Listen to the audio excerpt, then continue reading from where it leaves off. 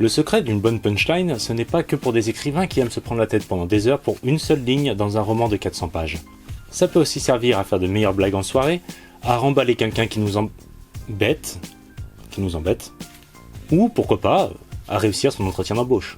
Voyons ça de plus près. Et je vais poser ce marteau au lieu de faire des jeux de mots débiles.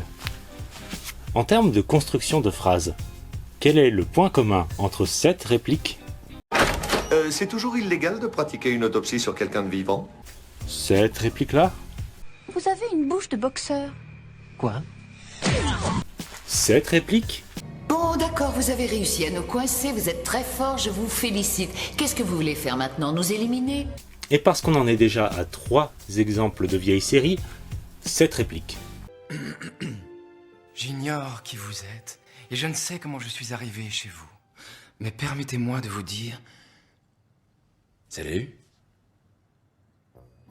Outre le fait que ces 4 répliques sont drôles, ou en tout cas censées l'être, elles font mouche grâce à leurs derniers mots. Commençons par celle de Dr House. C'est l'exemple le plus basique de cette façon de présenter une phrase.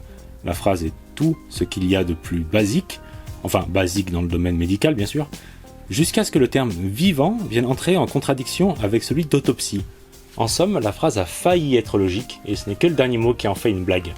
Et c'est pour ça que sa responsable, dont je ne me souviens plus du nom, lui répond « Vous êtes raide?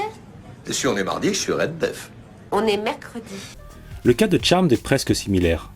Le seul truc en plus, c'est que le dernier mot entre soudain en contradiction avec la situation elle-même.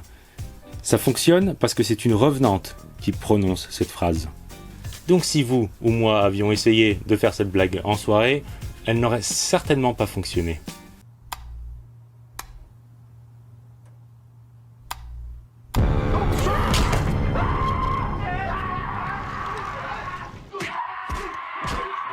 L'exemple de Buffy montre encore autre chose. C'est que le dernier mot peut préparer la reprise de l'action.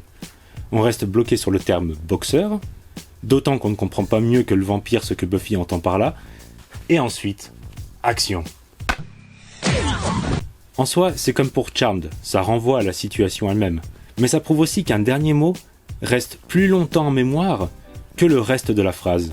On a bien le terme boxeur en tête, et ensuite, une dernière fois pour le plaisir, action.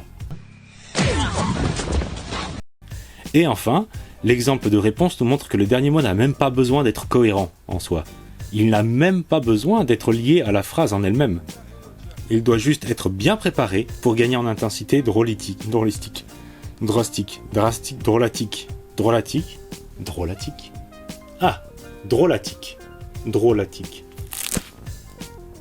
Je suis pas certain d'aimer ce mot. Et voilà, c'est un secret assez simple, ne vous trompez pas, au risque de faire retomber tout votre effet. Quelques heures, vous serez assis en tailleur autour d'un feu de camp à vous faire griller de bonnes crottes d'agneau. Ce sont des côtes d'agneau.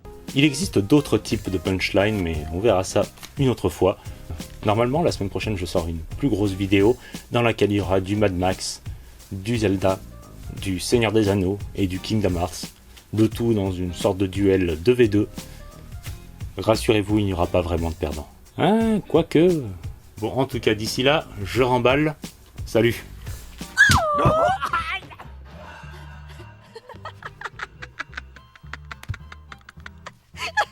Mais attendez, je crois que Woody est plus tout à fait dans le coup là. Il a perdu le fil.